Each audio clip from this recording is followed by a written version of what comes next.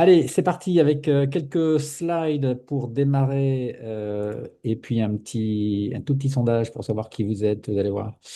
Allez, c'est parti avec ceci. Euh, voilà, Ah, pardon, oui. le webinaire qui est celui d'aujourd'hui et celui où l'on va échanger sur l'IA pour vous, manager, pour nous. Je suis encore en titre manager de transition, même si je m'occupe beaucoup du cercle, mais l'IA pour nous, managers de transition, comment l'utilise-t-on? Quels sont vos besoins? Ce sera surtout une séance après l'intervention de François qui va nous faire un rappel de l'évolution de l'art et de l'état des lieux en juin 2026 de l'IA. Eh bien, ça va être surtout en seconde et troisième partie des échanges entre nous sur ce que vous faites en mission avec l'IA, quels outils vous utilisez, pourquoi faire surtout, voilà, et quels sont vos besoins auxquels peut-être le cercle pourrait répondre. Et troisième partie, la même chose, mais en intermission. Comment vous utilisez l'IA en intermission? Quels seraient les besoins que vous auriez? Voilà, le tout est de pouvoir qu'on puisse avec François avoir des idées, et Nicolas aussi, avoir des idées sur peut-être de nouveaux services à vous proposer, mais surtout aussi avoir des idées de thématiques Mm. de webinaires qu'on pourrait faire avec vous dans le futur à un rythme assez régulier, tous les mois et demi. Voilà, ça bouge tellement vite dans cet univers. Voilà, on est à la recherche aussi de thématiques et l'échange d'aujourd'hui est aussi fait pour ça, et thématiques sur les sujets à venir, sujets de webinaire à venir pour nous. Allez, on va avancer avec et ben voilà l'ordre du jour de cette soirée. François interviendra à 20 minutes. On parlera de vos besoins, on le disait, en mission et aussi en intermission. On va démarrer tout de suite par François, mais avant, je voudrais, tiens, il faut du coup que j'arrête le partage. Je voudrais faire un petit sondage et qu'on réponde hop, les uns les autres au petit sondage que je vais mettre à l'écran. Si tout cela veut bien se passer comme, euh, comme prévu. Voilà, sur la façon dont vous utilisez, c'est parti, personnellement, l'IA générative, que François, dans son discours, adapte son discours justement à la euh, comment dire, euh, au public que vous êtes, Mhm. et qu'on sache si vous êtes aguerri, pas du tout. Donc là, c'est une question sur utilisez-vous personnellement l'IA générative? Est-ce que vous êtes de fin limier Mhm. de ces outils ou comme deux, pour l'instant sur 37 l'ont répondu, parce que vous n'avez pas encore le sondage ou les résultats à l'écran. Allez, je mets fin au sondage, 38 personnes, 39 maintenant, peut-être une quarantaine, on ne va pas attendre la quarantaine. Allez, c'est parti. Euh, Partagez les résultats, vous l'avez à l'écran. Deux, Mm. simplement, on utilise 2 sur 40, hein, le 40e a réussi à voter avant le gong. Deux n'utilisent jamais l'IA pour ses besoins, hein.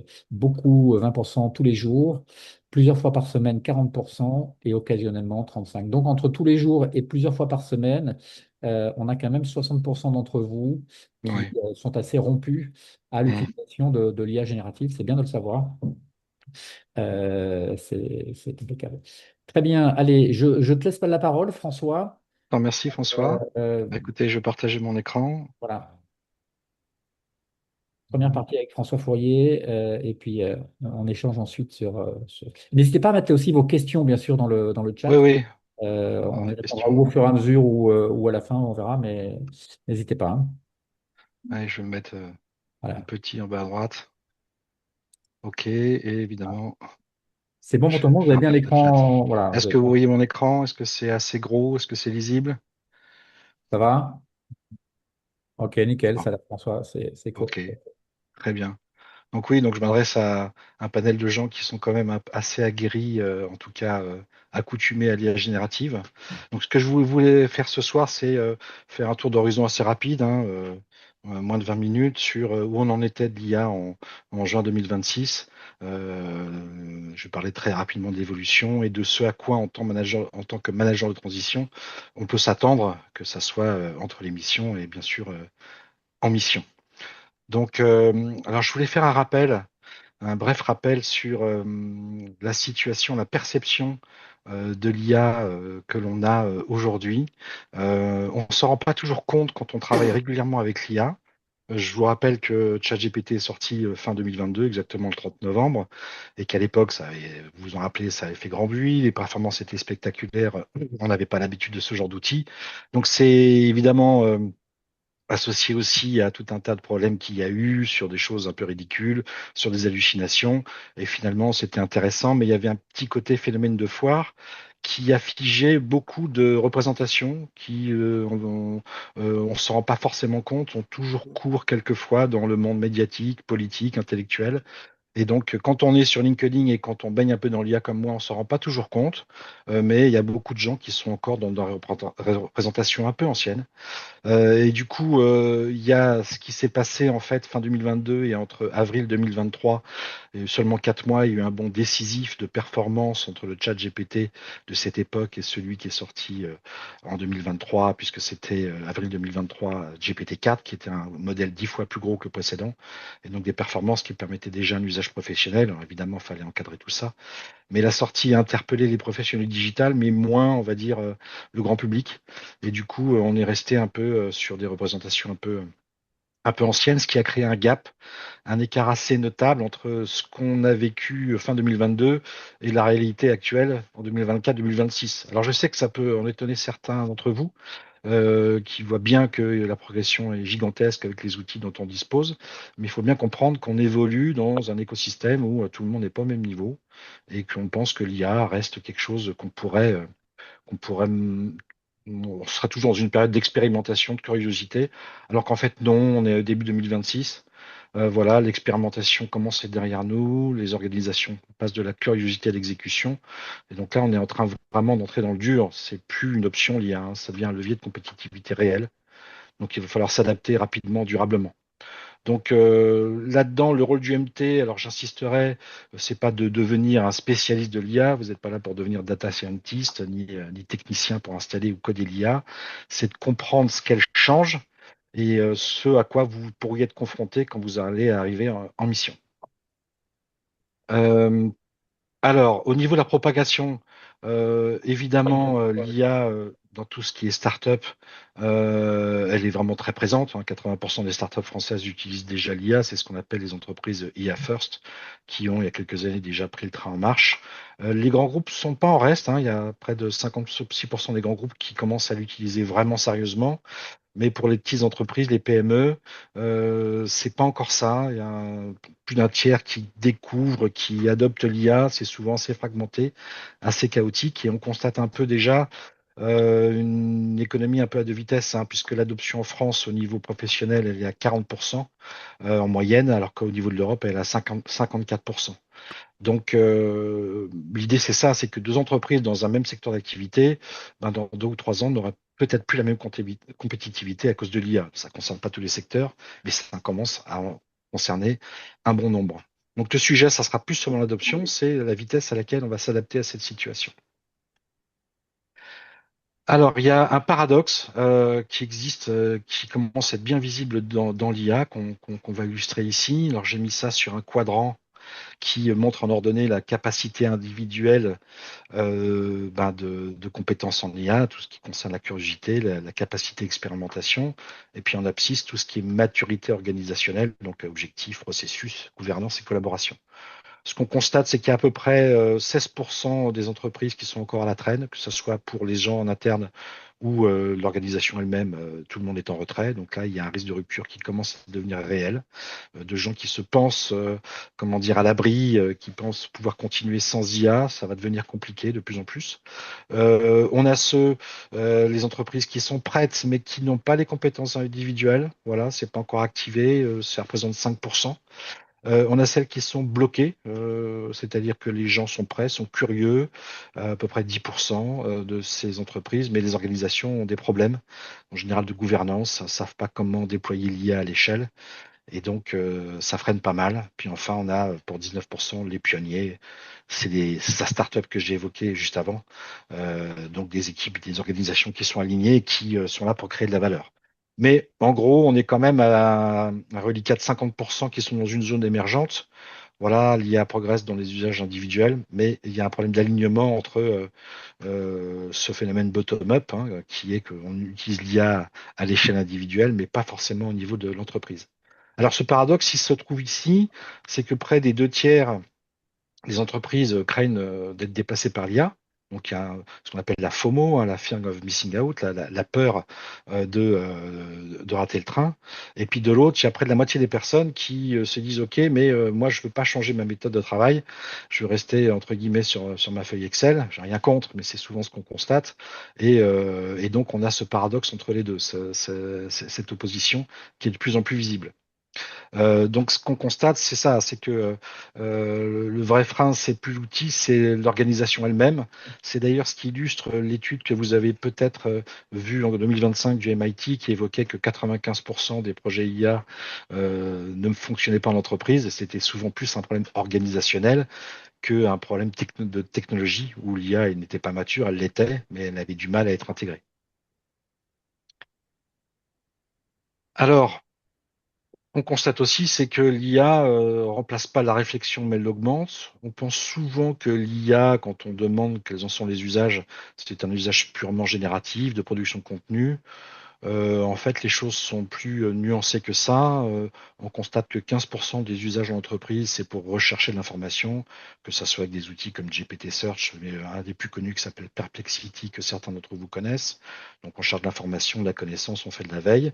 Mais en fait, quasiment 50% des usages, c'est de l'analyse, de la compréhension, de la décision. C'est un travail cognitif qui ressemble à celui qu'on pourrait faire avec un sparring partner, hein, où on s'entraîne sur le ring et on arrive à un résultat. Donc c'est pas forcément un travail qui est purement génératif, dans le sens où effectivement il y a 17% d'usages qui relèvent de la production de contenu, mais finalement c'est pas la majorité.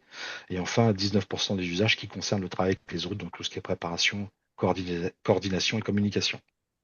Alors, l'APEC l'a remonté, hein, il y a 63% des cadres qui réalisent désormais des tâches qu'ils n'auraient pas su faire auparavant. Alors, j'insiste sur le su, euh, parce que c'est pas pu, hein. C'est-à-dire qu'en fait, on arrive à augmenter la vitesse, la cadence, mais on arrive aussi à élargir le champ de compétences, ce qui était difficile avant. Donc, il y a de plus en plus de demandes par rapport à ça.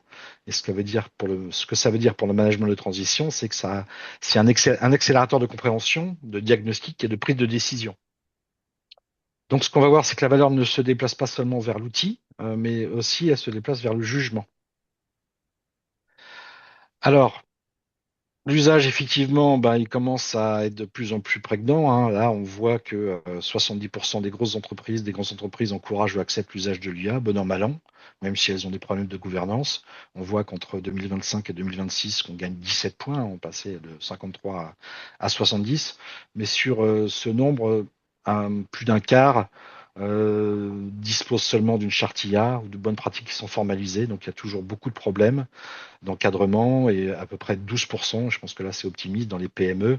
Ça veut dire qu'il y a des problèmes de responsabilité qui se posent. Vous êtes au courant de tout ce qui concerne la RGPD, l'IA Act, DORA dans le domaine financier. Il y a tout un tas de contraintes qui existent, qu'on le souhaite ou non.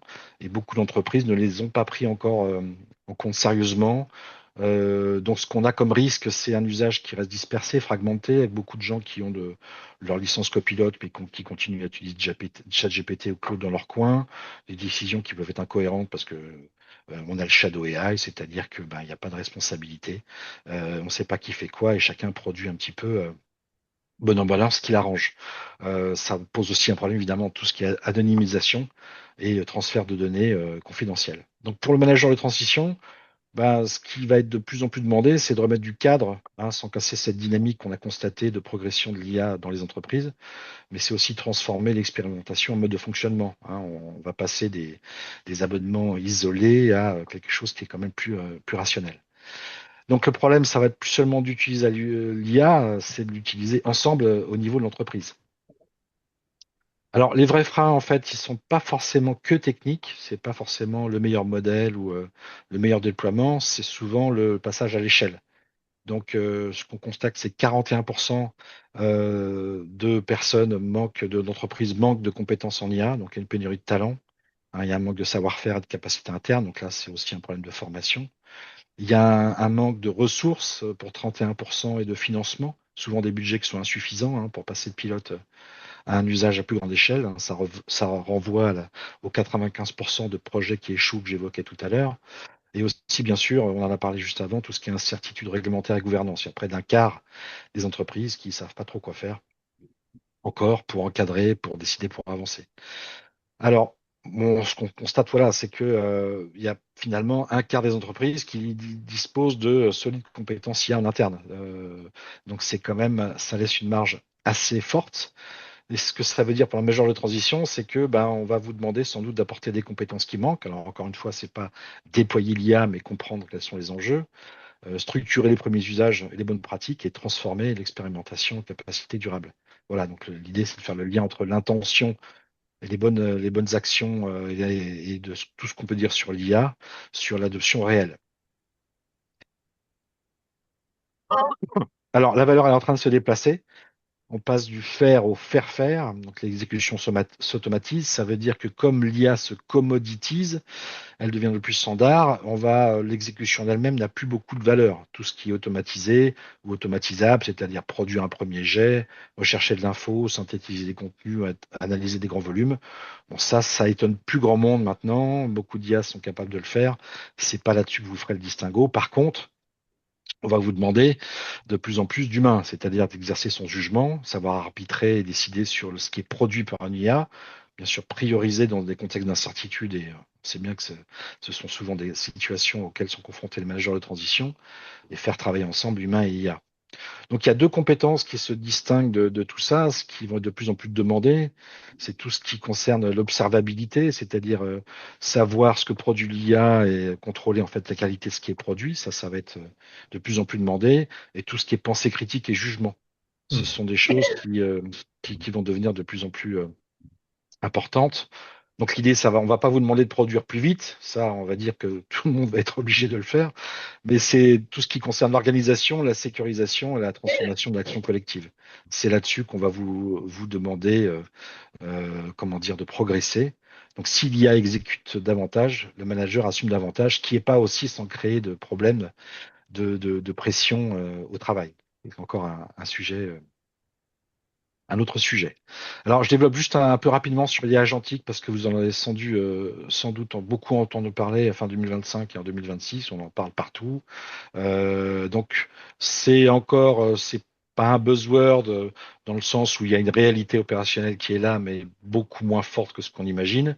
Hein, il y a un discours qui nous dit qu'effectivement, il y a beaucoup de déploiement d'agents, qu'il y a beaucoup d'agents autonomes qui se déploient, d'organisations pilotées par l'IA, que c'est une révolution annoncée. Alors je précise ici qu'on parle bien d'agents IA, c'est-à-dire d'agents autonomes qui agissent et décident sans vous poser de questions. Ce qui fait la différence, et c'est souvent la confusion qu'on fait avec le chatbot que vous utilisez tous les jours, qui est en temps réel, vous échangez avec lui, ça c'est pas un agent IA, c'est un usage conversationnel, où vous avez une demande et il y a un résultat qui est produit toujours par un échange. Là, c'est une IA qui est autonome, qui a une capacité d'action, d'agency en anglais, et qui produit le résultat que vous allez devoir valider, corriger, encadrer. Donc la vraie question, ça va être pas quel agent on va déployer, mais comment allons-nous contrôler, évaluer et intégrer le travail de l'agent. C'est ça qui est important. Et ce qu'on constate en fait, c'est que il y a 96%, on va dire 4% des entreprises qui ont réellement déployé des agents IA, donc 96% qui sont encore à la traîne, il y en a 10% qui sont en expérimentation, et il y en a presque les trois quarts qui sont pas encore prêts. Donc l'IA agentique, oui, on voit beaucoup de gens sur LinkedIn qui publient sur ces sujets, mais la réalité, c'est que c'est vraiment le démarrage. Alors, qu'est-ce que ça veut dire pour le management de transition? C'est que voilà, votre rôle, c'est pas de vendre des scénarios de science-fiction, Étant près du terrain, le rôle, ça va être préparer tout ce qui est processus. Ça va être un vrai sujet, comment on transpose les processus dans un contexte dit agentique, les responsabilités, hein, qui fait quoi, qui décide de quoi, et les critères de validation et bien sûr la gouvernance, on en a parlé précédemment. Donc, l'IA agentique va accélérer le travail, le management devra sécuriser les décisions. Encore une fois, l'humain restera très important. Alors, l'IA change les règles du jeu, pas la valeur de l'expérience. Donc oui, le marché évolue, donc le rôle du manager de transition aussi, hein. Il y a 53% des entreprises qui vont accorder davantage d'importance aux compétences IA dans le recrutement de cadres. Donc ça, c'est l'appel qui le remonte. Donc là, c'est plus seulement la ligne je connais ChatGPT, c'est j'ai implémenté, j'ai déployé, j'ai encadré des usages d'IA. Ça va être de plus en plus demandé, ça va être un argument distinctif. Et on constate en fait l'émergence du cadre augmenté. Hein, c'est un terme qui revient souvent, où on associe votre expérience, l'utilisation de l'IA et bien sûr votre capacité de jugement et de décision. Donc près des deux tiers estiment que la maîtrise des outils, des cadres, pardon, estiment que la maîtrise des outils d'IA est importante pour l'avenir professionnel. Je pense que vous serez d'accord avec ce constat. Voilà, donc important, majeur en transition, c'est pas d'avoir 35 ans et d'être aguerri sur ces sujets, c'est ça, on le sait, c'est toujours valable, c'est d'être davantage, l'avantage c'est d'être le plus rapidement opérationnel sur des sujets qui peuvent intégrer l'IA, et l'IA ne fait qu'amplifier votre capacité. Voilà, on dit encore, hein, celui qui va vous remplacer, c'est pas quelqu'un qui est plus intelligent que vous, mais c'est quelqu'un qui sait utiliser l'IA et qui augmentera la valeur de ceux qui savent l'utiliser. Voilà, je voulais juste indiquer que ces slides, je les ai produits en partie en m'appuyant sur trois études dont on vous communiquera les liens, hein, une qui a été faite par Amazon, une boîte Strand Partners qui parle de l'économie de l'IA. Donc ça c'est intéressant. C'est une étude qui se base vraiment sur un rapport français sur est-ce que l'IA transforme la France. Voilà, sur la partie organisationnelle avec Microsoft, donc là c'est plus une étude à l'échelle monde. Et puis enfin l'APEC a fait une étude intéressante sur les cadres face à l'IA. Avec ces trois-là, vous avez une bonne représentation, d'autant qu'elles sont très récentes. Hein, on s'échelonne, elles ont moins de 2 mois, donc c'est assez intéressant de les consulter. Alors voilà, maintenant, on l'a vu, hein, pour le cercle, en tout cas, l'IA doit revenir un amplificateur d'humanité, hein, pas un remplaçant. Hein, le rôle du manager de transition, c'est précisément d'aider les organisations à faire cette transformation. Donc on l'a vu, hein, ce que l'IA accélère, c'est votre vitesse d'exécution, la productivité, l'accès au savoir, l'automatisation. Mais du coup, ce qui devient précieux, c'est votre expérience, tout ce qui concerne le discernement, le leadership, la transmission, la capacité d'action. Et dans ce contexte, le rôle du cercle, ben, c'est de vous fournir des méthodes, des outils IA, François en parlera, évidemment un partage d'expérience et une communauté d'experts dont j'ai la chance de faire partie. Voilà, donc l'idée, c'est d'initier une conversation sur quels sont vos usages, quelles sont vos craintes, vos réserves sur ces sujets. Je sais qu'il y en a pas mal. Est-ce que ce que vous attendez du cercle? Alors, je finirai juste par ça. Je vous remercie de votre attention. S'il y a quatre choses qu'il faudrait retenir, c'est ces points-là. C'est que voilà, l'IA progresse plus vite que c'est les représentations qu'on en a. On l'a vu au démarrage. On est dans un environnement où on pense que ça a un peu évolué. Ça a énormément évolué depuis 3 ans. Et donc, il ne faut pas rester sur des idées reçues parce qu'on a touché un petit peu de ChatGPT il y a quelques temps. Les organisations en général ont du mal à suivre le rythme, et pour des problèmes souvent organisationnels. Le rôle du manager de transition, voilà, évolue vers de l'orchestration et le discernement. Donc, ça sera vraiment deux fonctions qui vont être demandées. Et enfin, les usages deviennent un facteur de différenciation au niveau du recrutement des managers de transition. Voilà, je vais laisser la parole à François. Je dirais juste que voilà, l'intelligence artificielle évolue vite. Donc la meilleure façon de rester pertinent, c'est de rester curieux, rester informé sur des sources d'informations qui vous conviennent. On ne vous demande pas de, comme moi, de surveiller toute la journée les sources d'IA, mais c'est important quand même de voir les outils qui sortent, les tendances. Je sais qu'on a beaucoup parlé récemment d'agents, notamment comme OpenClaw ou Hermès. Peut-être que ça dira quelque chose à certains, mais ça veut bien dire qu'il y a beaucoup de mouvements qui sont pas toujours faciles à suivre, mais qui vont avoir des impacts décisifs sur les mois et années. Voilà, je vous remercie. Merci beaucoup François. Tu as tenu impeccablement les 20 minutes. Merci, c'était comme d'habitude très riche, très synthétique. Ce que je vous propose, peut-être en arrêtant ton partage d'écran, voilà, c'est qu'on puisse se retrouver voilà, ici. Et échanger ensemble là, sur les 40 minutes qui nous restent sur ce que sont vos besoins d'IA en mission et les usages que vous en faites déjà quels sont les usages et aussi les besoins que vous en avez en intermission. Euh, Bien sûr. Donc voilà, c'est un débat assez libre entre nous sur lequel on va avec François se baser pour, et là aussi, donnez-nous des idées, des thématiques de webinaires à faire à nouveau dans l'avenir avec François sur, je ne sais pas moi, des sujets bien particuliers. Enfin, on fera une petite synthèse de ce que vous aurez dit à la fin de cette heure. On a quelques idées déjà, mais on voudrait aussi vous entendre. Alors, commençons peut-être par l'IA en mission. Qui peut nous dire... Alors, il y a déjà deux questions dans le chat. On va peut-être commencer par les traiter, là, François. Euh, Oui, c'est des questions ponctuelles sur la confidentialité des données. Ouais, C'est Yann vrai que c'est un Gourrier sujet qui travaille revient. dans la Ouais. défense et le maritime, donc deux sujets hautement d'actualité. Il arrive sur le marché du management de transition d'ailleurs pour info. Oui, comment gérer cette confidentialité pour les secteurs sensibles comme la défense et le maritime peut-être aussi, oui. Alors, je suis pas un spécialiste de cybersécurité, mais je dirais que pour répondre rapidement, déjà, il y a tout ce qui concerne l'anonymisation et la pseudonymisation des échanges qu'on peut faire avec l'IA. Alors, évidemment, il faut faire confiance à l'entreprise qui le déclare, mais typiquement, c'est remplacer les noms de projets ou de personnes par d'autres termes qui permettent de pas pouvoir remonter à la source. Il y a certains services qui proposent ça professionnels. Je pourrais vous envoyer des liens si vous voulez. Mais c'est vrai que c'est pas toujours très facile. Sinon, la dernière solution, c'est de faire un développement, ce qu'on appelle on-premise, où on installe en interne ou sur des serveurs dédiés des modèles qui sont open weight, open source et qui permettent de travailler sans avoir à transférer des données sur le cloud. Voilà, donc ça c'est déjà une première piste.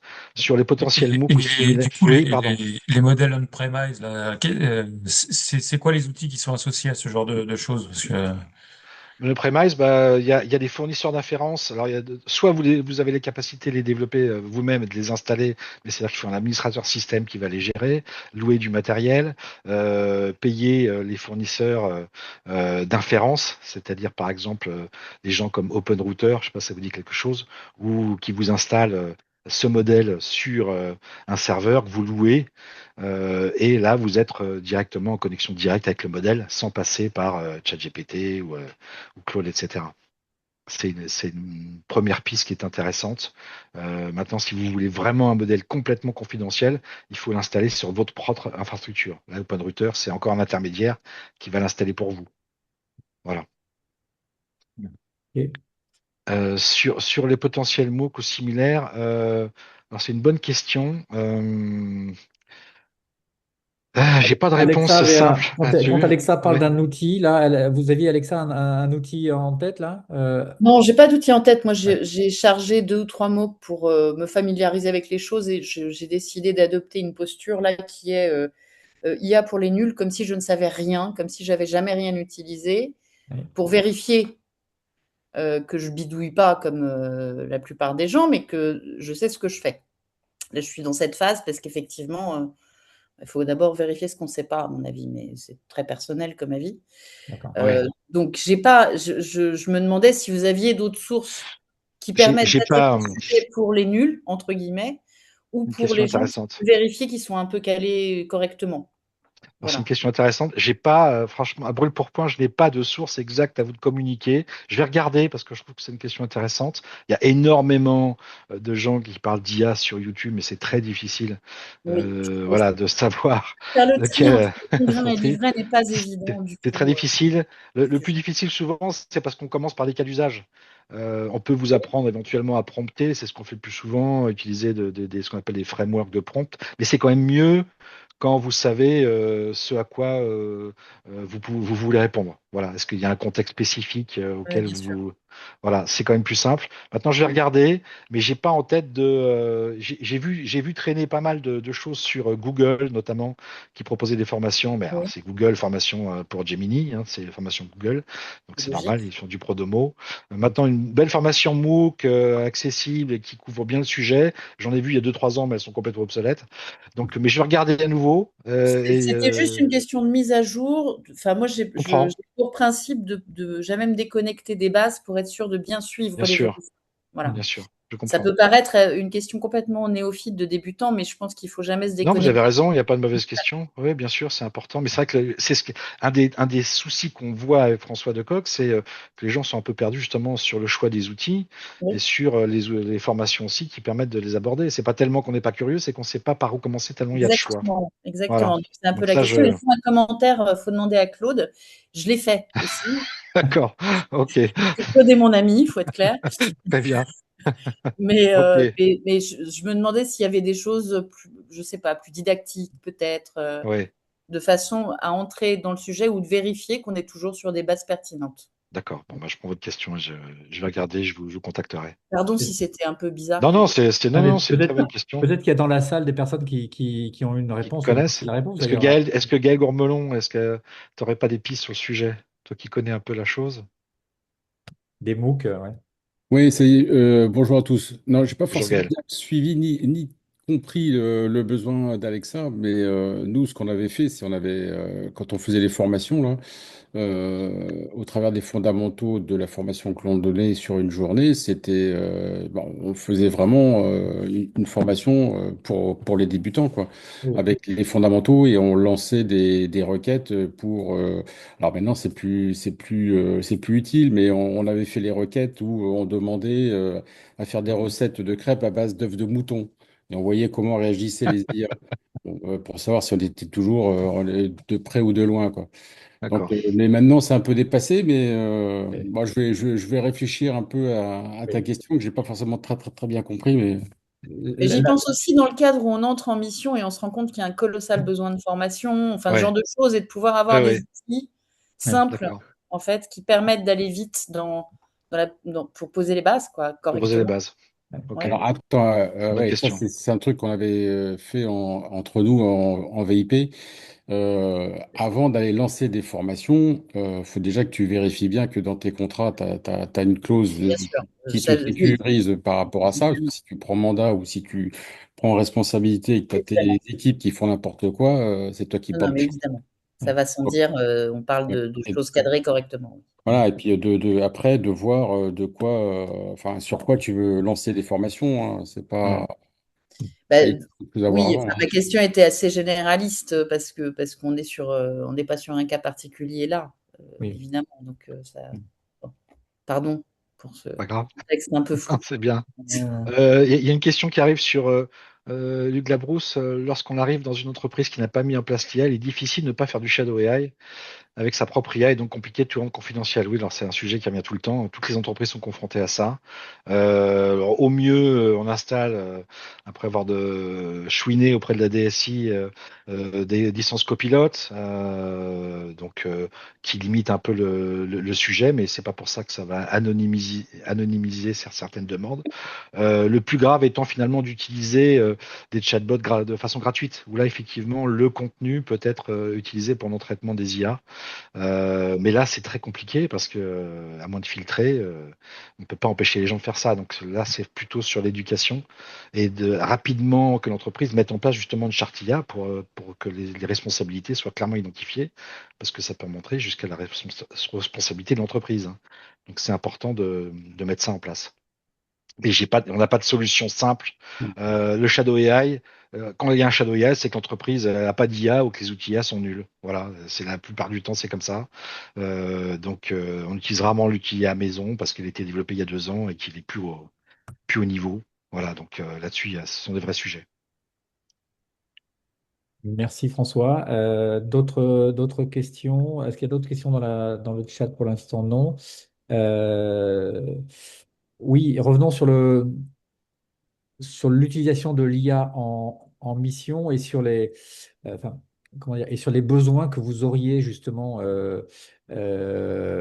ou pour vous, manager de transition à la tête d'une équipe, finance, direction générale, marketing, RH, ou pour vos équipes d'ailleurs aussi. Et, enfin, est-ce que pour ceux qui sont en mission en ce moment ou qui l'ont été récemment, parce qu'on ne va pas remonter à la nuit des temps non plus, et puis l'IA pointe son nez depuis quelques années, mais est-ce que sur les 18 ou 12 derniers mois, vous avez ressenti des besoins justement d'IA? Vous vous êtes dit, tiens, si j'avais eu ça, ça aurait été quand même beaucoup plus rapide, ou qu'est-ce qui, quels seraient qu'est-ce qui a émergé là dans vos dernières missions sur l'IA? Euh, Je ne vais pas monopoliser la parole. Enfin, si vous voulez, je donne un exemple. Vas-y, oui, Mm. Gaël, bien sûr. Moi, je sors de 12 mois de redressement judiciaire, donc ça a été assez difficile à gérer. Parce que au mois de mai l'année dernière, on a fait des wagons entiers de gens qui ont été virés manu militari, et malheureusement, c'était des sachants dans le Mm. domaine du ferroviaire. Et donc, on s'est retrouvé post-redressement judiciaire avec avec des carences monumentales de compétences, de savoir qui avaient disparu. Donc là, ce qu'on a remis en place en IA, on a supprimé tous les accès GPT, compagnie, machin, Mm. parce qu'il y avait trop de risques de fuite de savoir-faire vraiment, enfin, qu'on avait retrouvé en capital.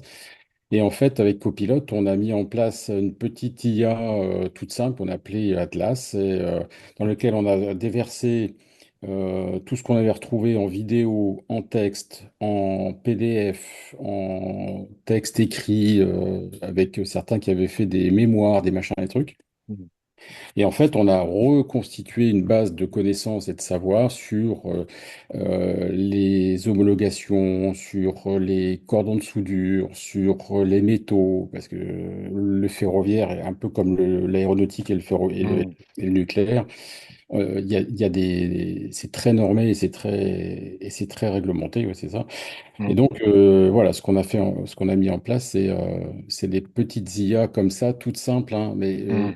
toute façon, ce que tous les jeunes qu'on a embauchés ou les prestataires pouvaient poser des questions bêtes, hein, c'est quoi le couple de serrage, comment on fait ci, comment on règle tel problème d'ajustement, en conception.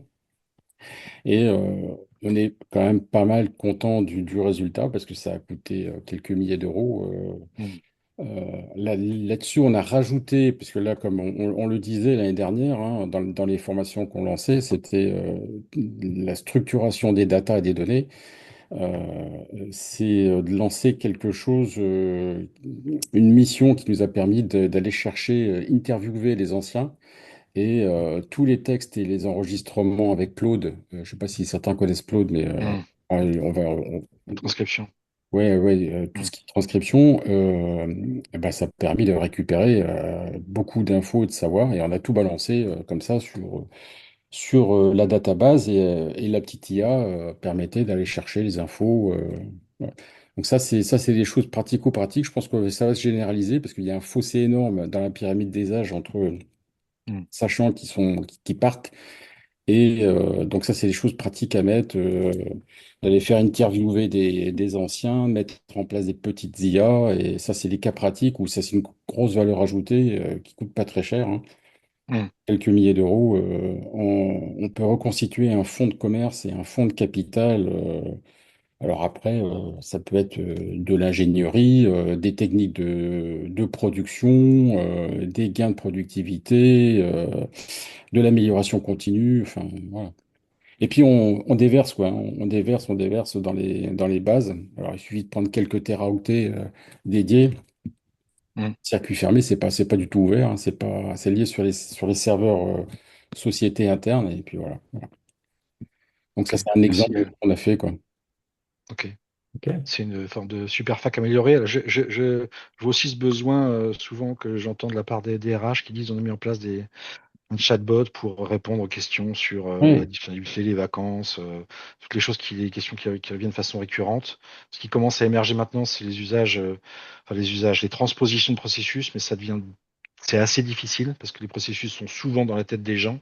C'est là que l'IA bloque, donc notamment pour l'IA agentique, c'est de transposer un processus cognitif qui pourrait être fait entièrement par IA. Ça commence à arriver, mais évidemment, ça pose des problèmes d'emploi, de substituabilité. Et ça montre bien aussi les limites de l'exercice dans une entreprise où la connaissance, elle est fragmentée au niveau des personnes, mais qu'elle a jamais été vraiment formalisée. Donc ça, c'est un vrai sujet. Mhm. Euh, alors, je vois une question sur Je rebondis peut-être Sarah. d'abord, Oui, pardon, je rebondis sur ce que vient de dire Gaël sur deux points. Euh, Gaël parlait de cette formation, tu en parlais au passé, Gaël. Elle demeure toujours. Et la prochaine séance, c'est le 25 juin. Je vais vous en transmettre les références tout à l'heure. Et le deuxième point, c'est sur les données. Vous avez créé un espace pour y mettre les données dont tu parlais. On ne l'a pas dit, mais c'est évident, hein, la première des choses avant de travailler en entreprise avec l'IA, c'est de traiter, nettoyer, sécuriser les données. Et il y a un gros travail à faire sur les données en amont pour que l'entreprise garde le capital information qu'elle a et savoir-faire qu'elle a stocké dans ces données et que ça ne soit pas dispersé évidemment sur le. Voilà. Donc, Bien on- sûr. Mhm. oui, je voyais une question de Sarah sur qui a un cas concret, voilà, où elle a un point de main avec un responsable ici qui souhaite faire un état des lieux sur le niveau de connaissance sur l'IA au niveau des différents services.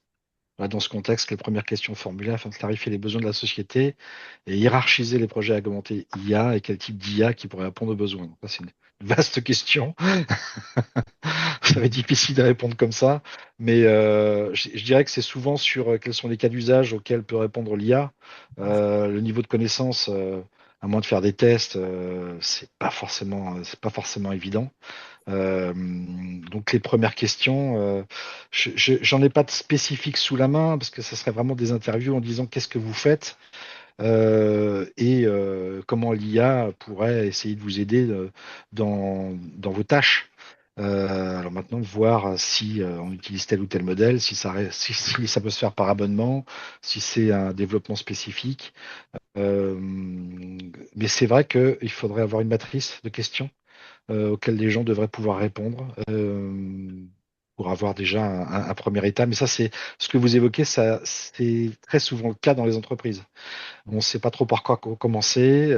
C'est bien dans ces cas-là d'avoir une personne ou deux personnes qui sont, on va dire, des ambassadeurs de ces situations et qui seront capables déjà de recueillir un premier état de l'art, qui ont une connaissance eux-mêmes de l'IA parce ils ont expérimenté eux-mêmes. Et à partir de là, les choses peuvent s'engager. Mais c'est vrai que ce que vous décrivez, c'est souvent ce par quoi ça commence. C'est qui connaît quoi, on en est où et comment ça pourrait nous servir. Voilà. Et l'idée, c'est pas forcément de s'abonner à Copilote et de donner ça à tout le monde, hein. C'est pas forcément ça le sujet, hein. Donc ça commence vraiment par une question et identifier le plus rapidement possible les cas d'usage, quelquefois comme l'évoquait Gaël, des cas d'usage qui sont pas forcément très compliqués, mais qui peuvent ponctuellement répondre à des questions plutôt que s'embarquer sur un projet qui veut tout faire. Voilà.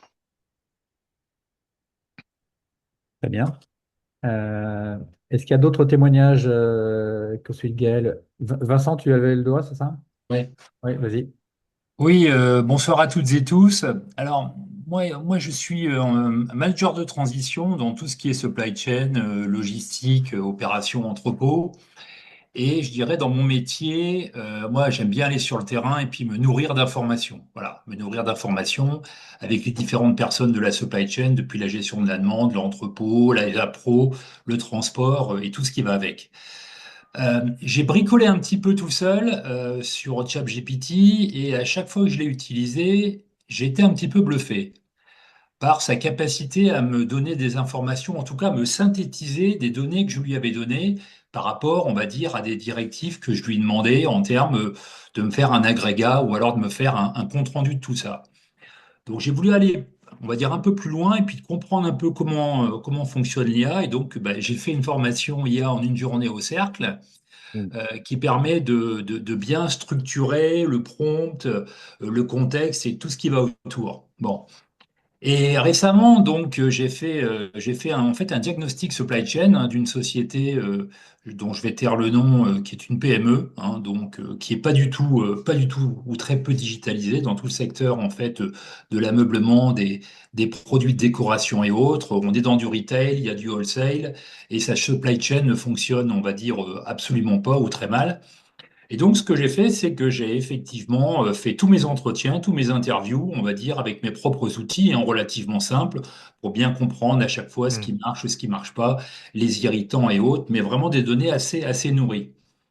Et puis après, je dirais, c'est là où c'était assez fascinant de voir en une heure de temps, voilà, j'ai fait mon prompt, voilà, je suis manager de transition, supply chain, Hmm. voilà, je suis pour telle entreprise, voilà, propose-moi une matrice SWOT, des points forts, enfin tout le monde Hmm. connaît la SWOT, aller plus loin, propose-moi une roadmap sur 12 mois, des différents plans d'action, propose-moi un Gantt, et j'aurais même pu aller plus loin pour aller jusque la présentation, on va dire, en PowerPoint et autres. Et là où j'étais assez bluffé, c'est qu'en moins d'une heure de temps, clairement, il m'a sorti le SWOT, il m'a sorti toute la roadmap avec les aspects stratégiques, les aspects tactiques, les aspects structurels, les aspects organisationnels. Et quand j'ai vu le rendu, je me suis dit, oui, j'aurais pu le faire. Mais Hmm. j'aurais mis beaucoup Hmm. plus de temps. Et en fait, mon travail, il a été surtout de trouver le discernement et d'ajuster et d'amener de la valeur ajoutée dans la présentation et autres. Et c'est ça, je dirais, où j'ai été assez bluffé, c'est si on lui donne de la nourriture avec les irritants et autres, etc., eh bien derrière, en tout cas pour l'usage que j'en ai eu, il a été tout à fait capable de me sortir quelque chose de vraiment pertinent. Et quand j'ai fait la présentation, j'étais tout à fait, on va dire, non seulement satisfait, mais non seulement moi, mais aussi l'auditoire. Et je me rends compte que pour aller plus loin, bah, il peut m'aider pour faire des diagnostics, faire des matrices de diagnostic, des outils de diagnostic, et comme je disais, même aller plus loin vers, on va dire, une présentation type PowerPoint. Il m'a même proposé version COMEX, pas COMEX et autres. On est sur du ChatGPT gratuit, hein. Donc tout ça pour dire que, en tout cas, dans certaines circonstances, et moi, pour l'usage que j'ai voulu en faire, j'ai été bluffé. En revanche, ce que je dis, c'est que j'ai vraiment travaillé mes données dès le départ, j'ai Hmm. passé du temps, et en fait, après, quand j'ai fait une deuxième page, j'ai vu, bon, bah, j'ai compris comment tu fonctionnes, et bien, je vais te donner d'autres éléments. Et là, il m'a amené la petite cherry on the cake, avec une vision beaucoup plus stratégique que purement basique, sans ton, quoi, d'une certaine manière, hein. Ouais. Et en fait, je dirais, c'est que mes entretiens, comme c'est moi qui les ai effectués, j'ai su donner suffisamment de sens, de pertinence, de couleur. Et donc, ça s'est retrouvé à la fin. Si j'avais purement et simplement, je pense, hein, enregistré les entretiens, je ne pense pas que j'aurais eu la même couleur à la fin Hmm. qui montrait une certaine, on va dire, élégance, hein, j'utilise le terme, Hmm. sur les rendus. Voilà ce Ok. que je voulais effectivement partager sur mon C'est- utilisation d'IA, mais qui donne vraiment, qui donne de l'appétence à aller plus loin en tout cas. Ouais. C'est intéressant ce que Vincent évoque parce que ça renvoie à ce que j'ai dit tout à l'heure sur l'exécution finalement a moins de valeur maintenant. Ce qui compte vraiment, c'est le discernement, le jugement et la capacité d'accompagnement. Et ça, en tant que manager de transition, c'est ça qu'il faut mettre en avant. Tout le monde, alors ce qu'évoque Vincent, effectivement, ça étonne encore un peu de gens quand on a des présentations produites par PowerPoint. Et encore, Vincent l'a dit, c'est du chat GPT gratuit. Si vous utilisez des outils comme NotebookLM, des Claude pour Excel, Claude pour PowerPoint, ChatGPT pour PowerPoint, vous avez des choses qui sont exceptionnelles et qui vont être produites en quelques minutes. À partir du moment où vous avez effectivement, et Vincent l'a rappelé, un bon prompt, les bonnes données, c'est super important, et cette capacité de discernement qui ne peut être acquise que par l'expérience. Donc les outils sont là. On va plus faire la différence sur l'exécution elle-même. Donc tout ce qui est middle management, tout ce qui produisait du contenu, de rapports et tout ça, ça va être plus compliqué maintenant. Il va falloir élever le niveau, mais on va plus pouvoir se distinguer sur notre capacité à créer du contenu et ça va créer aussi plus de pression. Hein, ce que Vincent évoquait, il l'a fait en une heure. Bah, avant, il a peut-être pris une journée. Maintenant, ça va être tous les jours. Il faudra plus dire 10 présentations. Bon, j'exagère un peu, mais c'est ce qui va se passer de plus en plus. Voilà, donc cet aspect exécutif, opérationnel de l'IA, il va devenir de plus en plus commun. Il étonne encore un peu, mais plus personne dans quelques mois va s'étonner d'avoir des présentations produites en une demi-heure qui sont de très bonne qualité, à condition d'avoir les bonnes données. Donc, c'est pour ça qu'on disait, les outils sont pas si importants que ça. Et ils vont tous se standardiser, ils vont tous être de très bonne qualité. Avec Gemini aussi, Sheet et Notebook LM, vous mettez tout ce que vous voulez, du web, des vidéos. Il vous sort des choses insensées avec des mind maps, des présentations. Il va même vous générer des vidéos. Et quand vous voyez, vous dites oui, effectivement, je ne vais pas apporter grand-chose de plus. Mais votre expérience, ça faut le mettre en avant. Et c'est vraiment typiquement un axe qui est important pour la partie, pour le management de transition. Voilà, et ça montre bien que c'est pas parce que vous êtes un expert d'un outil, c'est parce que vous êtes expert de votre domaine et que vous savez piloter un outil. Voilà. Merci François. Est-ce que quelqu'un d'autre veut prendre la parole? Un témoignage peut-être de ce que vous avez vécu ou trouvé en entreprise, en mission récemment?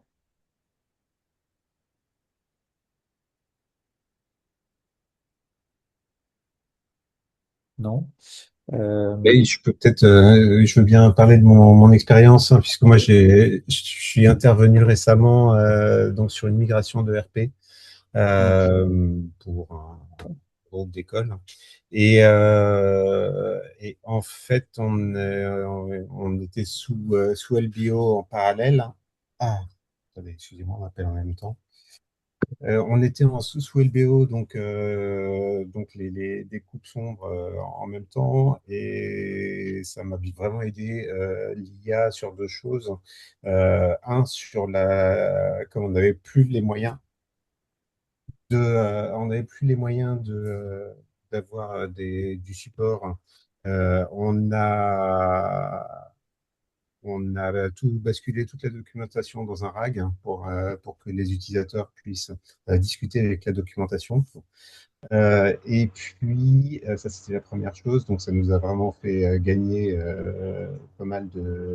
enfin gagner de l'ETP. Et la deuxième chose, c'est excusez-moi, c'est toujours quand on se met à on peut parler. vous laisser reprendre vos esprits, François-Xavier. Non, non, mais ça sonne Ah de ouais. tous les sens, ouais, exactement. Bon, peu importe. Et la deuxième chose, hein, c'est que donc c'est des écoles, hein, et le problème dans les écoles, c'est que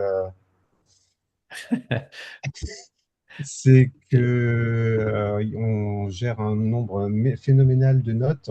Oui. euh, Hmm. et tout cela est géré manuellement, donc j'ai pu automatiser avec Hmm. des petites manips. Il y a la gestion de ces notes, et ça, on a gagné 2 ETP de cette manière.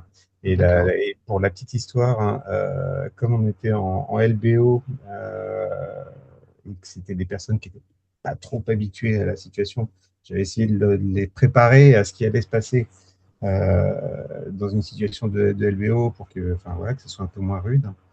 Et finalement, j'ai trouvé un moyen assez simple, un peu brutal, mais assez simple de leur expliquer ce qui allait se passer. C'est que j'ai fait un prompt dans ChatGPT à l'époque, hein, et j'aurais dit voilà, il y a un nouveau DG qui arrive avec une stratégie d'exit à 3 ans. Qu'est-ce qu'il va faire? Quelles vont être ses premières actions dans les 3 prochains mois? Il m'a décliné. J'ai halluciné parce que, alors moi, j'ai eu 4 expériences de LBO auparavant, donc je savais ce qui allait se passer, mais il me l'a exactement décrit, ce qui allait se passer dans les 3 prochains mois. Donc j'ai juste eu à cliquer sur Share auprès de mes collaborateurs pour leur dire, écoutez, voyez ce qui se passe dans ces situations. Ok. Voilà. Oui, non, c'est intéressant. Merci Merci François-Xavier. François-Xavier. Oui, Oui. oui. Oui, pour tout ce qui est effectivement ce qu'a évoqué François-Xavier, RAG, hein, c'est l'augmentation, enfin la génération augmentée par Retrieval Augmented Generation. Donc c'est ce qui permet de consulter, d'indexer des documents et de les interroger. C'est un usage qui revient souvent, hein. D'ailleurs, Gaël l'a évoqué. C'est souvent les premiers cas d'IA qu'on met en place. Notebook LM fait ce genre de choses aussi. Donc oui, ce qui est important aussi, c'est important de se mettre à l'IA rapidement, pas seulement, je dirais, pour l'amour de l'art, mais parce que vous allez devoir développer des réflexes de correspondance. C'est-à-dire que quand vous allez faire telles actions, une transcription, une réunion, ce qu'a évoqué François-Xavier avec voilà, un ERP, reprendre des notes, ou Vincent, créer des présentations, vous allez développer des compétences d'association entre, tiens, je fais ça, je peux faire ça avec tel outil de telle manière. Et j'ai prompté, et j'ai l'expérience. Si vous ne le faites pas rapidement, ça va être compliqué après de se dire, bah, je commence par quoi, j'ai ça, ChatGPT peut faire des choses, mais c'est pas forcément meilleur pour tout. Alors, vous n'allez pas pouvoir tout utiliser, mais il y a beaucoup d'outils qui sont gratuits, accessibles et qui font pas mal de choses. Donc, je vous invite vraiment à, même si j'ai envie de dire que ce sont des conversations naïves, ne vous faites pas embarquer dans ce que j'appelle les frameworks de prompt. C'est très bien, c'est-à-dire les prompts qui vous disent il faut faire ça de telle manière. C'est intéressant, mais commencez par des conversations, voyez ce que l'IA vous sort, essayez de penser à des cas d'usage où l'IA pourrait vous aider. Et c'est important d'avoir ces réflexes parce qu'on les a pas forcément. Et avec l'âge, c'est pas toujours évident de se dire, bah oui, dans ce contexte-là, je peux produire une présentation de cette manière, je peux travailler sur ce fichier Excel. Cette transcription que j'ai, tiens, j'ai 10 transcriptions que j'ai avec mon client depuis 3 mois, je les mets toutes en rag, justement, ce qu'évoquait François-Xavier. Je pose des questions aux échanges, sors-moi les 10 points sur tel sujet, sachant toujours ce qui est important finalement quand on échange avec l'IA, c'est le contexte, le format qu'on attend et la tâche au final. On n'a pas besoin d'un framework spécifique, hein. On fait juste, on cadre un petit peu la demande. Mais je dirais, le message, c'est commencer rapidement à utiliser l'IA. Vous n'avez pas besoin d'être parfait, d'avoir forcément la bonne méthode, mais pour vous accoutumer à ce qu'elle vous permet de produire. Et ça, dans un contexte de mission, c'est important parce que quand vous allez arriver, vous n'aurez pas forcément le temps. Vous allez voir des sujets qui vont arriver, de la gestion de projet, des tâches, des fichiers Excel de partout. Et là, c'est bien de savoir un petit peu ce que peut faire l'IA, sans forcément être un expert ou une experte, et de se dire, bah voilà, je peux faire ça, je peux utiliser telle IA dans tel contexte. Mhm. Merci. Est-ce que ça fait émerger chez certains justement des besoins peut-être de réunions à quelques-uns en visio? C'est plus facile quand même, à 6, 8, sur des sujets précis, du style tout ce qu'on peut faire avec notre book LM, Claude Cowork dont on parle beaucoup. Enfin bref, pour les En compléter fait, aussi là. Ouais. ouais, ça serait peut-être intéressant de savoir en fait quel outil fait quoi. Enfin, on sait parce que bon, on a ChatGPT, Claude, machin, bon, ça c'est très bien. Après, euh, comment Perplexity qui permet d'aller effectivement faire des recherches, mais finalement d'avoir un peu un, un panel de ce que les différents outils sont capables de faire euh, pour aller prendre rapidement le bon outil, quoi. Ouais. Alors, Gaël, vous- pardon, excuse-moi, Gaël, tu veux parler? Ouais, excuse-moi.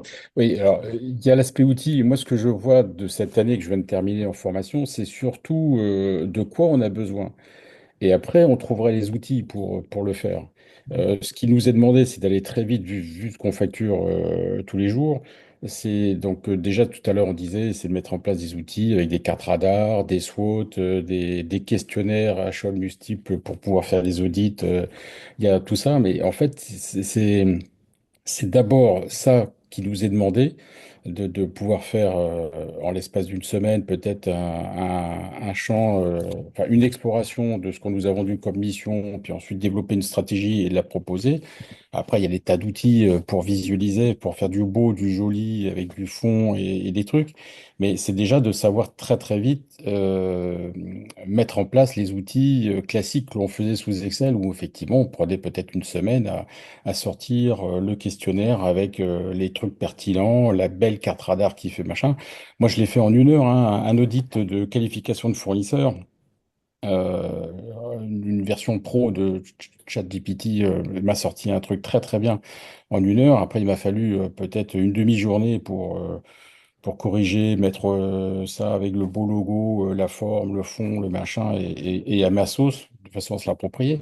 Mais c'est avant les outils, je pense que c'est d'abord de regarder quels sont les outils du manager transition qui doit avoir très vite et adapté au métier, au secteur dans lequel il travaille. Parce que bon, questionner un fournisseur quand on fait du naval, de l'aéro Pour certains qui me connaissent, c'est de la mouche soldat noir, machin.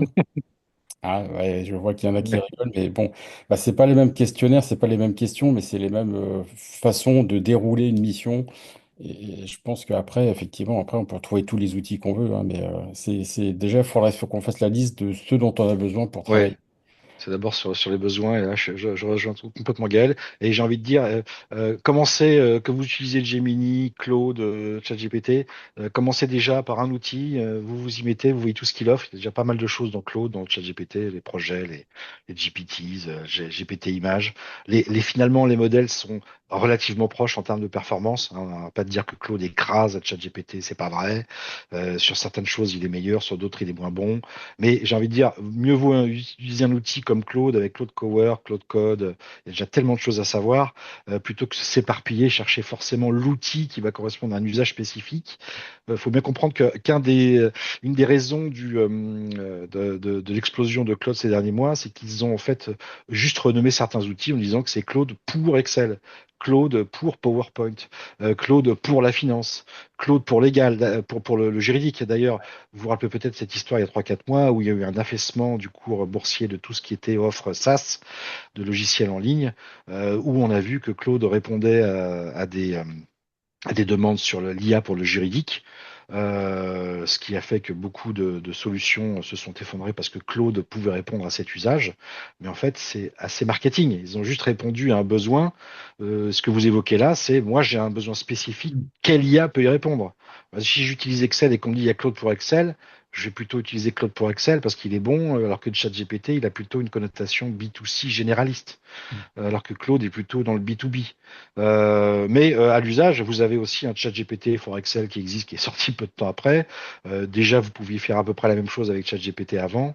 Voilà, donc j'ai envie de vous dire, ne vous embarquez pas sur une IA parce qu'elle vous dit qu'elle peut faire ça que pour cet outil. Alors par contre, mon conseil, ce serait abonnez-vous, prenez un abonnement payant. C'est 20 euros par mois. Je pense que vous pouvez caler ça dans un budget de mission, avec un chat GPT, avec un Claude, avec un Gemini, même un Grok si vous voulez. Je dirais que c'est les quatre principaux.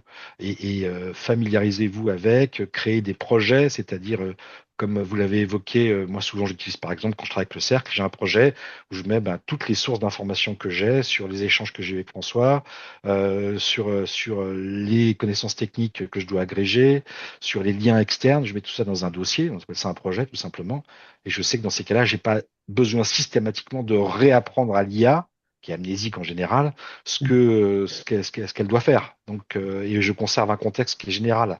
Donc ça, cette histoire de mémoire, vous allez mieux la développer si vous avez un abonnement payant, parce que vous allez pouvoir personnaliser l'IA à votre usage. C'est pas forcément très compliqué, mais familiarisez vraiment, vraiment vous avec une IA, et comment dire, un fournisseur d'IA, pas en mode Google, je fais une recherche, j'ai un résultat, je vais ailleurs. Il y a vraiment une notion de contexte dans votre pratique professionnelle. Ça peut être aussi votre méthodologie quand vous arrivez en mission. Voilà comment j'interviens, voilà comment je suis intervenu dans une mission. Comment je peux réappliquer ça ou l'adapter à la mission dans laquelle je suis. Transformer l'IA en sparring partner. Moi, je l'utilise à 95% dans cet usage. C'est rarement un usage super Wikipédia ou super Google, ce que je vois souvent avec une recherche d'informations et un résultat. Bon, ok, mais au-delà, quelquefois les échanges peuvent faire 50, 60 échanges, ça peut être 2 phrases. Mais pour ça, comment dire, se prendre par la main et avoir un usage régulier, pas forcément très complexe, mais avec une IA qui est paramétrée à votre usage. Oui. Le sujet que, à mon avis, beaucoup doivent ressentir, c'est que il y a beaucoup d'outils sur le marché. Certains hésitent peut-être à partir sur un abonnement. C'est pas le coût qui est le sujet du questionnement, mais est-ce que je pars avec le bon outil alors on parle beaucoup de cloud, on parle beaucoup Il y a pas de, d'OpenAI. j'ai envie de dire, c'est ce que je dis, il y a pas de mauvais choix. Ouais. Que vous preniez. Là, en ce moment, ce qui est à la mode, c'est Claude, c'est très bien. ChatGPT suit de près. Ils vont sortir là une super application qui va, je pense, mettre tout le monde d'accord. Google, ils sont très très forts. Aussi, je dirais que ça soit l'un ou l'autre, commencez. J'ai pas envie de faire de pub pour l'un ou pour l'autre, mais prenez un abonnement à 20 euros par mois. Commencez par là. Il y a d'ailleurs, même je pense à des personnes que je connais qui ont des abonnements à 100, 200 euros par mois. Il y a même des abonnements à 1000 euros qui vont être proposés, hein. Mais tant qu'on est dans un rapport ROI, les gens ont pas ce problème. Mais je pense qu'il faut sortir de l'usage un peu Google-like Oui. de ces IA. Je termine juste en disant que j'ai envoyé un lien que j'avais mis sur mon site où justement je répondais à qu'est-ce qu'on utilise en fonction des cas d'usage. J'ai essayé de répertorier, je l'ai mis plus haut dans le chat, j'ai Mhm. essayé de répertorier les cas d'usage les plus courants et les IA qui pouvaient y répondre. Encore une fois, c'est rare d'avoir une IA qui répond exactement au cas qui vous concerne. Donc c'est souvent des agrégats ou des tests pour Mhm. voir qui vous répond le mieux. Alors, il y a aussi ce que vous connaissez peut-être, les IA qui vous permettent de tester plusieurs modèles et de voir comment ils répondent en fonction de votre demande. C'était très à la mode il y a quelques temps où on pouvait poser une question à Claude, à ChatGPT, à Grok, et en fonction de la réponse, pardon, vous pouviez choisir votre IA. À l'usage, j'ai pas vu beaucoup de gens l'utiliser sur la durée. C'est pour ça que je dis, il vaut mieux partir sur un éditeur. Et les compétences que vous allez développer avec ChatGPT, elles seront transposables à Claude et réciproquement, parce que les technos que les deux utilisent, finalement, ce qu'on appelle, vous avez peut-être entendu parler des MCP ou les skills, les compétences, on les retrouve des deux côtés. Donc c'est pas perdu. Vous n'allez pas vous enfermer, hein, parce que cette idée de commoditisation, de standardisation, bah, elle vient sur les usages de l'IA, tout simplement. Il n'y a pas de différence fondamentale dans l'usage. Il peut y avoir des différences dans les performances des modèles, mais qui s'ajustent au fil du temps. Ok. Tu peux nous dire un mot, François, je suis en train de mettre à l'écran le lien que tu as mis dans le chat là.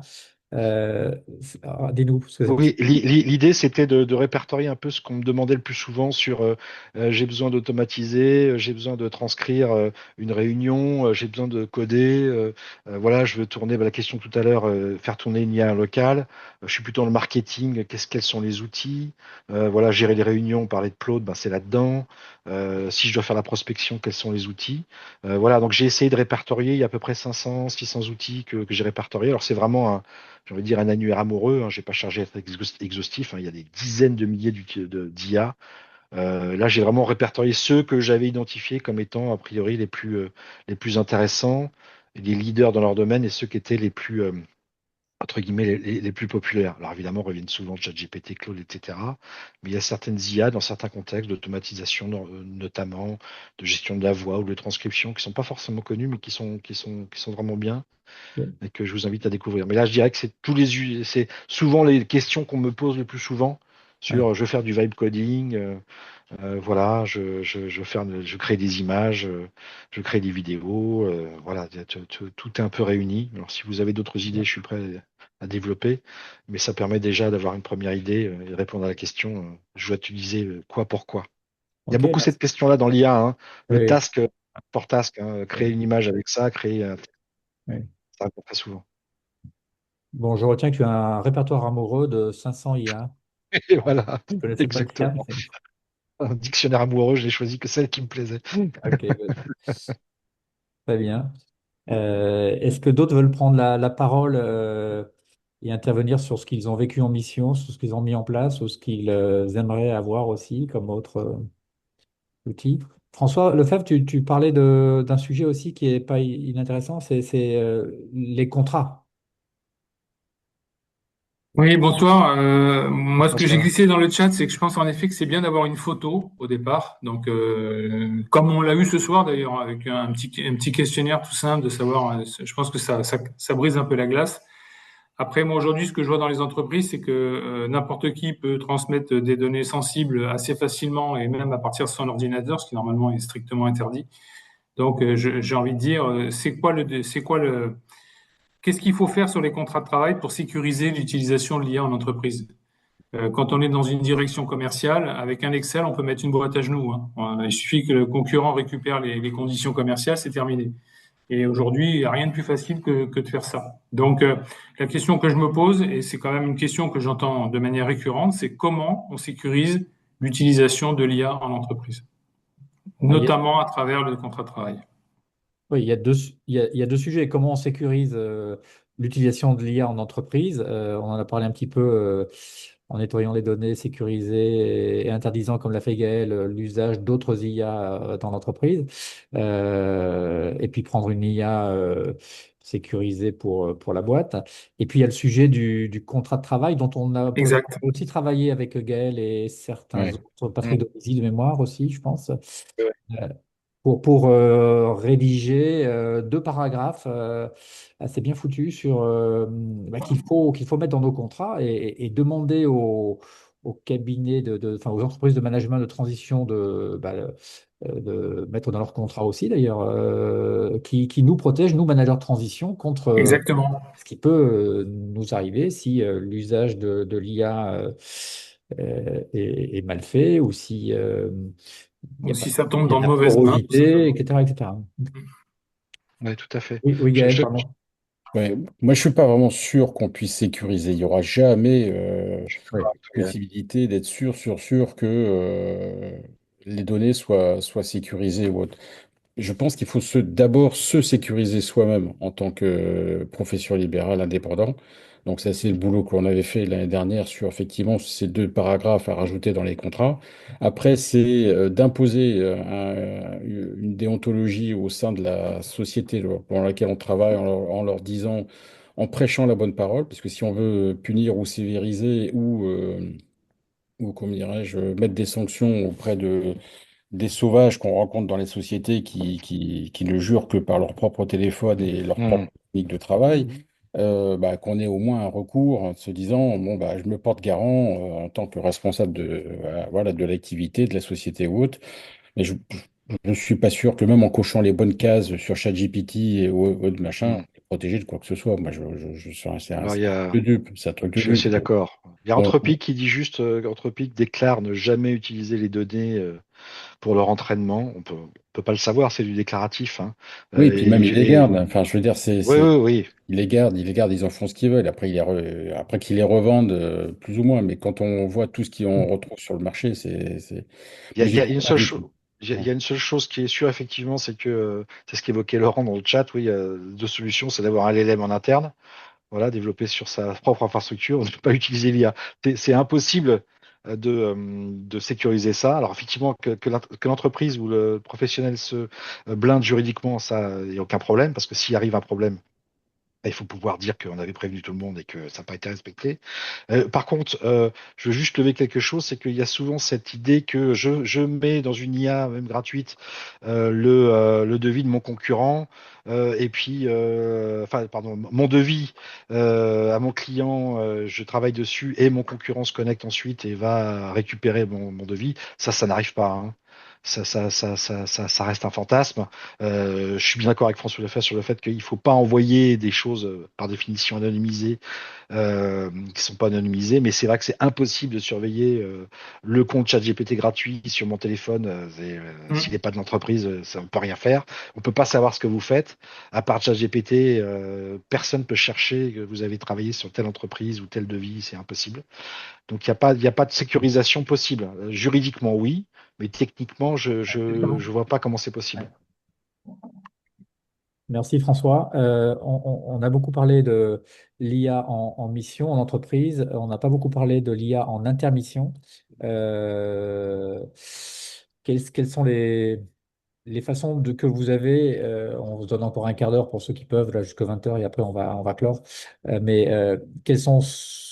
voilà, quels outils vous utilisez en intermission ou de quels outils pensez-vous avoir besoin? Je vous montrerai aussi après tout ce qu'on a fait au cercle, mais déjà, en intermission, comment vous voyez la chose?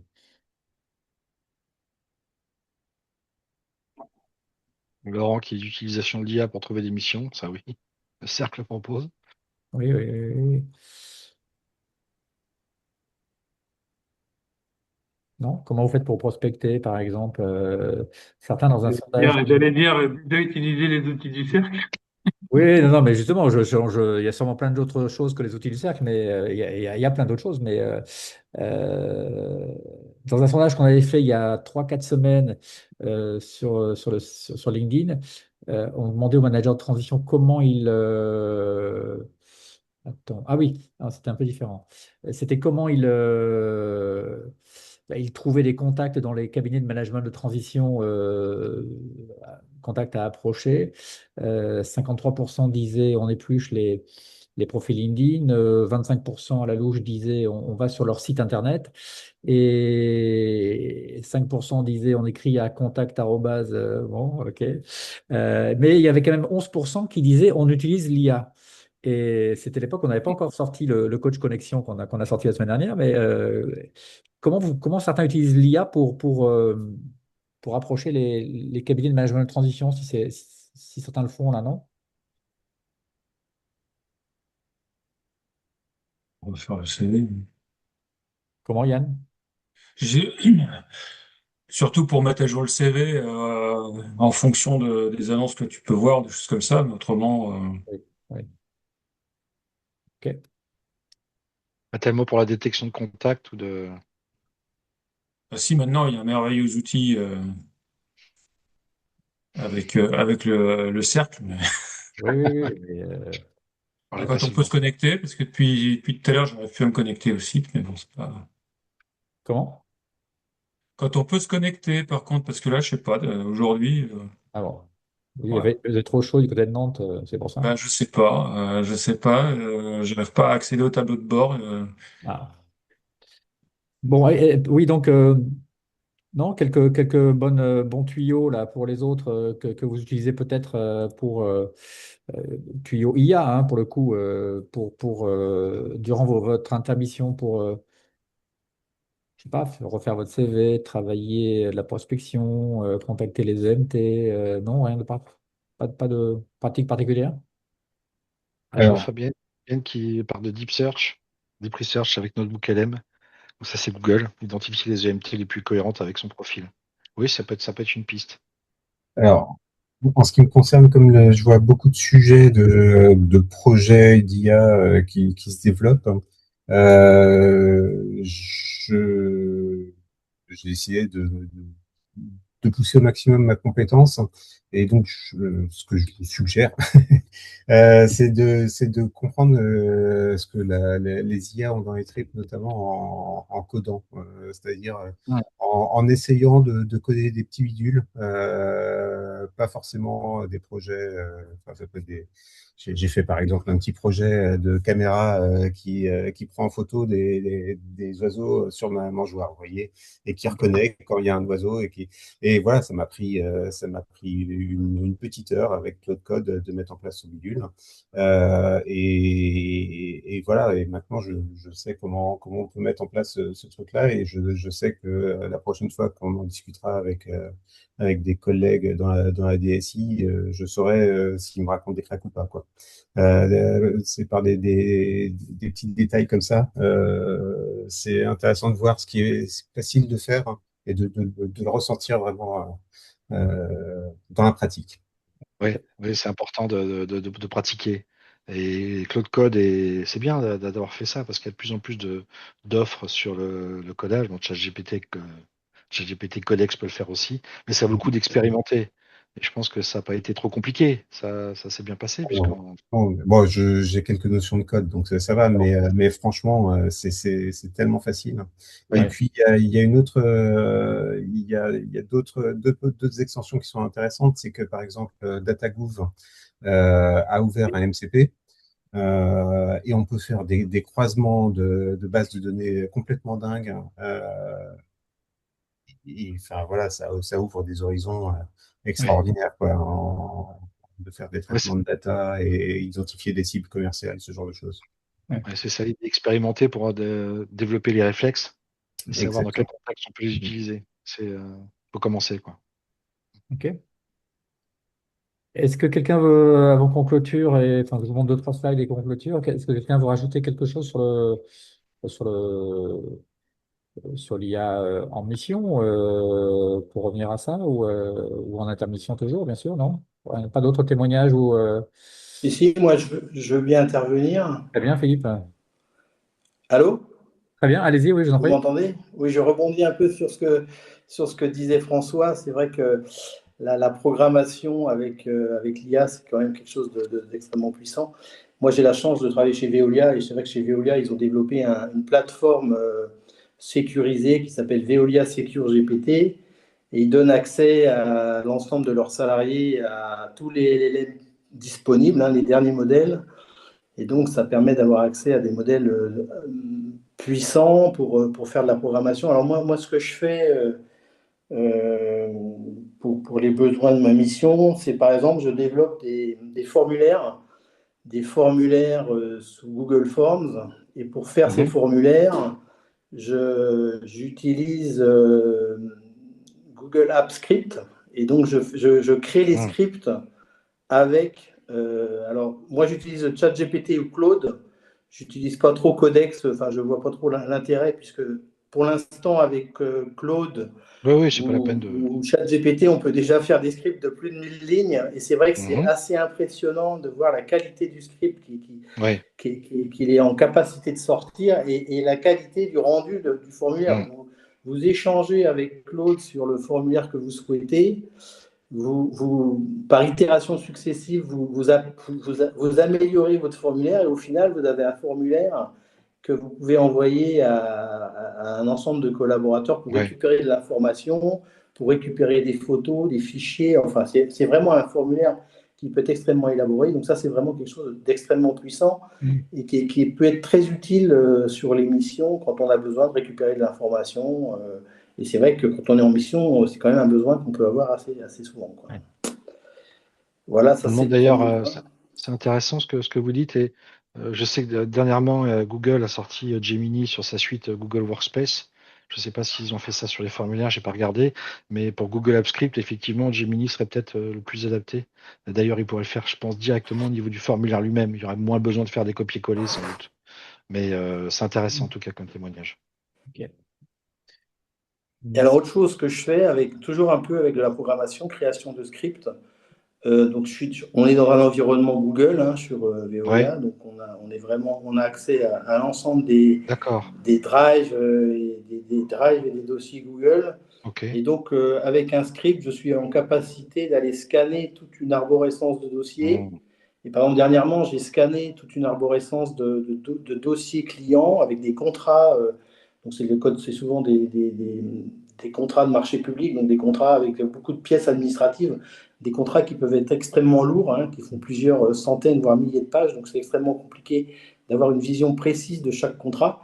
Et par exemple, je lui ai demandé de scanner une cinquantaine de contrats et de récupérer sur ces contrats les informations sur la gestion de la main-d'œuvre ou la gestion de la facturation, par exemple. Comment on doit gérer la facturation sur chacun des contrats. Et donc là, j'ai été un peu bloqué au niveau du script parce que je n'ai pas pu utiliser d'agent IA pour mettre de l'intelligence dans la lecture OCR, parce qu'avec des scripts, on peut lire les textes et il va comprendre les textes. Mais si on a un agent IA, effectivement, la capacité de la compréhension est bien supérieure. Mais ça permet quand même déjà d'avoir une information assez incroyable et de condenser, de résumer des contrats qui peuvent être très lourds sur une page Google Sheet de façon assez facile, quoi. Ouais, énorme gain de temps là. Ah ouais, bah là on a un gain de temps. Enfin, c'est un truc qu'on peut pas faire. Enfin, on met plusieurs semaines. On le ferait pas sinon. Sinon, c'est pas fait. C'est une petite main, mais compliqué. Comment tu as géré les tokens consommés? Parce que là, si tu mets des... c'est Veolia Secure GPT. Ouais. Non, mais dans les startups ou dans les PME, on n'a pas les moyens. Il y a des IA spécialisées sur tout ce qui est OCR. Du coup, on pourrait arriver à des fichiers très très minces. Mais bon, c'est un peu technique. Mistral, justement, ils font un modèle spécialisé en OCR qui est très bon et qui est pas très cher. Donc, on pourrait imaginer passer par ce genre de. Mais bon, là, quand c'est un environnement intégré Google Workspace, je pense qu'en plus avec des abonnements, c'est inclus. D'ailleurs, il y a cette idée effectivement que tu évoques, Gaël, de token qui est assez récente, où ça devient compliqué maintenant à gérer l'IA, dans le sens où avec l'émergence de tout, je ne sais pas si les agents comme OpenClaw, est-ce que ça vous dit quelque chose? Est-ce que vous avez entendu parler de ce phénomène qui est apparu il y a 2-3 mois, qui sont des agents que vous installez sur votre poste ou sur un serveur distant et qui consomment énormément de tokens? Donc les tokens, c'est l'unité de base, l'intelligence artificielle. Quand vous écrivez, tout est découpé en jetons, en tokens. Et c'est devenu extrêmement cher. C'est-à-dire que là où on avait l'habitude de payer 20 € par mois, on se retrouve avec des factures de plusieurs centaines d'euros parce qu'on passe non pas par le chat GPT, mais par l'API, que ce soit par code Anthropic. Et donc effectivement, il y a des soucis maintenant de gestion Ouais, de cool, ces ouais. de coûts.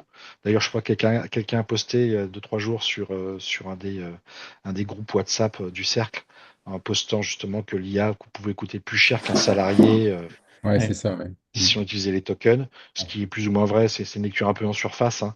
Mais c'est vrai que ça devient des questionnements majeurs. On sort de la période des abonnements du tout gratuit où on a l'impression que c'était pas cher. Il y a aussi ce facteur-là qui est important quand on développe un projet IA, c'est combien ça coûte. Ça peut monter très vite et je crois que François Decoq, tu sais de quoi on parle, puisque Oui, oui, à mesure que les projets absolument. du cercle explosent, Ouais, ce qui est plutôt une bonne chose, bah oui, la consommation de tokens grandit avec, quoi. Donc ouais. c'était un sujet à part entière maintenant, hein. Bah, écoute, c'est une bonne transition pour ce que je voulais présenter juste après, et puis se diriger tranquillement vers la fin. Je vais vous mettre à l'écran, en effet, les quatre outils que nous avons développés avec François Fourier et que nous utilisons au cercle. Alors, celui qui est à l'écran, personne ne le connaît en fait. Si ce n'est François, Nico et Ah, moi, mais c'est l'outil que nous avons mis en place, François, je pense, il y a déjà 12 mois, pour ouais, aller rechercher sur la toile le maximum d'offres de missions qui sont publiées tous les jours sur Internet et que nous concentrons, centralisons sur le site du Cercle. Et grâce à cet outil, on a augmenté dans un marché qui est flat hein, en France depuis 1 an et demi et plus. On a augmenté de 45% le nombre d'offres de missions publiées sur le site du Cercle. Voilà, donc, parce qu'on on peut pas, on n'imagine pas, mais il y a énormément de structures autres que les cabinets de management de transition qui publient de temps en temps, cabinets de recrutement, de conseil, des besoins en manager de transition. Et ben, cet outil nous permet de scraper et d'être assez exhaustif sur la recherche de ce qui est publié sur Internet, parce qu'après, il y en a quand même un paquet aussi qui n'est pas publié, on est d'accord. mm, Donc ça, c'était un outil que vous ne voyez pas. Le radar d'émission qu'on a développé avec François il y a quelques mois aussi, qui vous permet d'analyser les CDI qui sont mis en ligne par les entreprises françaises de cadres dirigeants, cadres supérieurs, et sur lesquels vous pouvez vous positionner en tant que manager de transition, en leur disant, écoutez, vous allez mettre 3 à 6 mois pour avoir dans vos murs le DRH, le directeur supply, le DAF que vous recherchez. Eh ben, je vous propose, en tant que manager de transition, de venir tenir la boutique et je vous aiderai même d'ailleurs à recruter le CDI voilà. Ça, c'est le radar d'émission. Le coach CV qui vous permet sur les offres de mission ou sur les CDI dont on parlait juste avant, eh bien euh, comparer le texte des besoins, des offres avec celui de votre CV et de vous donner des conseils pour améliorer votre CV, pour que vous soyez au plus près de l'offre et que vous ayez plus de chances d'être dans la shortlist et voire retenu. Ça, c'est mon coach CV qu'on a lancé il y a 3 4 mois aussi. Et puis, le dernier né, c'était mardi, mon coach connexion, qui là est assez révolutionnaire. J'ose utiliser cet adjectif. Pour approcher les bons contacts dans les 175 EMT. On a là un outil développé par François qui match votre profil LinkedIn plus le profil que vous avez déposé sur le site du Cercle avec votre CV et plein d'éléments, et qui match ça au profil LinkedIn des 950 partners, talent managers, directeurs de mission qui travaillent dans les cabinets de management de transition en France. Et du coup, ça vous fait un classement. D'ailleurs, je vous ai fait une copie d'écran pour ce qui me ah, concerne. Hein. bravo. Un classement de tous les partners ou talent managers par ordre par score d'affinité, vous voyez, 95, 91, et avec énormément de conseils pour nous rappeler les affinités qui sont les miennes avec Eric Audouin, par exemple, et me donner un angle de contact, d'approche, il se trouve que je connais très bien, et puis des projets de messages.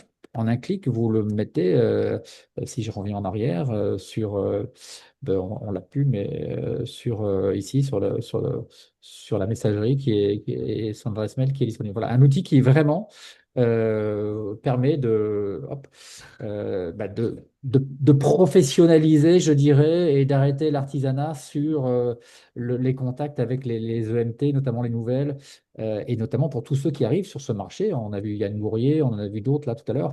Le travail est colossal que de celui d'approcher ces personnes en termes d'analyse. Lesquelles dois-je contacter, lesquelles sont dans la défense ou le maritime pour ce qui me concerne, Yann? Et ben, cet outil le permet en quelques clics et permet de gagner un temps fabuleux et de vous mettre au plus près de la signature de votre prochaine mission, bien sûr. J'avance parce que l'heure tourne pour vous dire aussi euh, eh bien, quels sont les prochains événements. Je pense que Tiana a dû les mettre dans le chat également. Et ben, c'est celui lundi prochain avec François Lefebvre qui est là. Encore un François. Comment? Encore un François. Un autre François, oui, absolument. La semaine dernière, attendez, quel jour on est là aujourd'hui? On est lundi.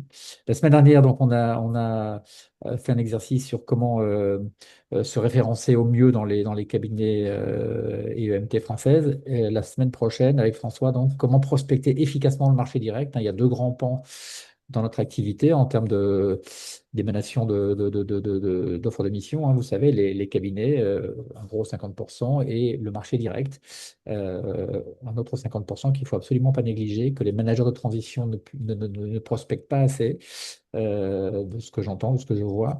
Bref, on va en parler avec François et on va là aussi lancer un tout nouveau service. Pas révolutionnaire, mais pas loin, François, je pense. On ne vous en dit pas plus. Voilà pour ce qui concernait cette, ce webinaire qui se termine. Je voudrais remercier évidemment en votre nom le fabuleux François Fourier.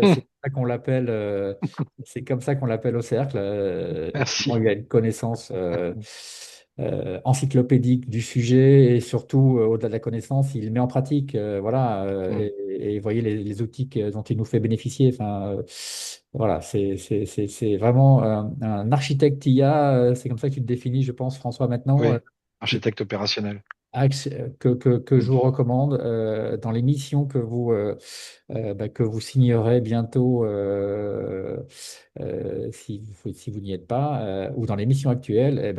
Si vous avez des sujets qui concernent l'IA, demandez conseil à François, Avec plaisir. utilisez-le en prestation pour tel ou tel projet.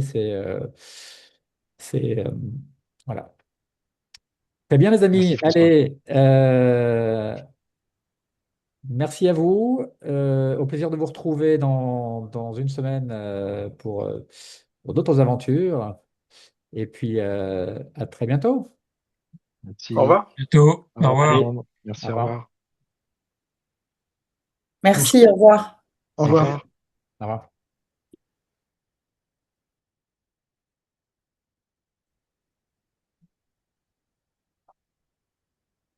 Michel Riva, tu n'as pas pris la parole, Michel?